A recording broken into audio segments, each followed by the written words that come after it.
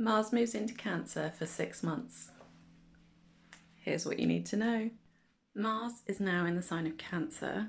It will station retrograde in the sign of Leo at 6 degrees of Leo in early December, which is important because this Mars retrograde will be covering 2 birth chart houses for you when we work in whole sign houses, as I do currently. Why is it such a big deal? Well, there's a few things to be said about this. Mars in the sign of Cancer is known as being in its full or in its depression, which sounds really dramatic, and it doesn't need to be that difficult. It can be challenging, but it doesn't need to be that difficult, and here's why. We're going to break this down to make it a bit more personal for each birth chart. So if you've got a daytime chart, meaning that the sunshine is sitting in the top half of the pizza that makes up the whole 12 slices of your birth chart. If you've got a sun up here in the daytime half, then Mars is known as more challenging. If you've got your sun in the lower half of the pizza, houses 1 to 6 basically, and the top half is houses 7 to 12. So if you've got your sun in the lower half of your birth chart, then you have got a nighttime chart, which means that the sun was not out during the time of your birth, the moon was out in the sky, and vice versa for daytime charts.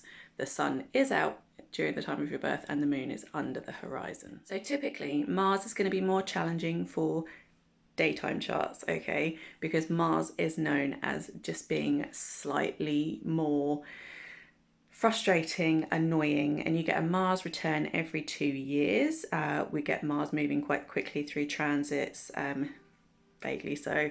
And if you're a nighttime chart, then Saturn is your more tricky planet, which moves more slowly. Typically the Saturn return is going to be potentially more challenging, and the Saturn oppositions, Saturn squares, those sorts of aspects will be more challenging typically for a nighttime chart than a daytime chart. So Mars in the sign of Cancer is a tricky one because Mars is the warrior, it's the aggressor, it's sharp objects, sharp words, sharp exchanges, sharp experiences. It also rules the blood and the iron levels. And Cancer's ruling planet is the moon, and which means that Mars is going to be directly impacted by the sign that the moon is in at any given time. And bearing in mind that the moon changes sign every 2 to 2.5 days, we get a lot of emotional response to kind of warrior situations, an emotional response to an argument as opposed to a rational response to an argument. And in some cases this is going to be helpful because it will help you unearth your real passion, your real urge to protect and care for something else and kind of advocate for something else, or for yourself, for example. The negative side of this can be that we overreact to situations, that our emotions feel all over the place because the moon is changing sign and therefore taking that Mars in Cancer through this kind of tumultuous journey over the coming weeks and months. And the reason that this one really stands out is because if Mars was moving through Cancer, which it does every 2 years, so if you have a Mars in Cancer in your birth chart, then this is a Mars return for you as well, which is also significant.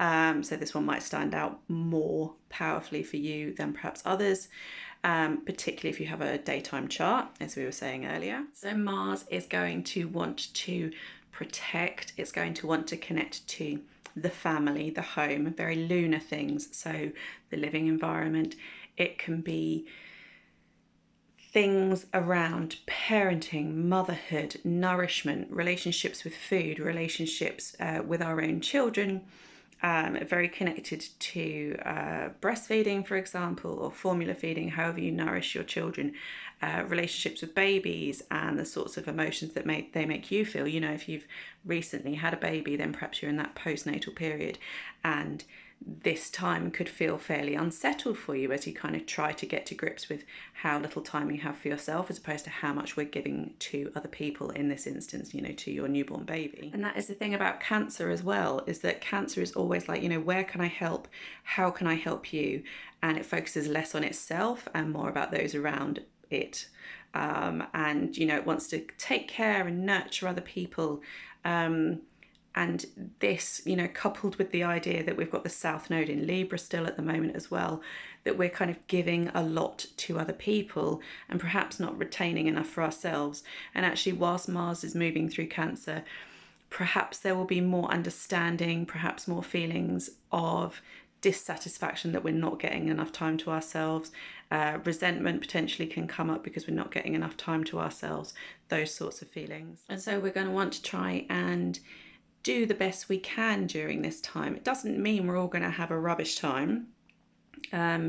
Daytime charts, typically we're going to find it more challenging, but we're used to Mars. You know, we get Mars returns every 2 years. We kind of recognize this, you know, especially if you're kind of, you know, like 25 and above and you've experienced like a few of these laps, you know, of Mars going around your birth chart every 2 years.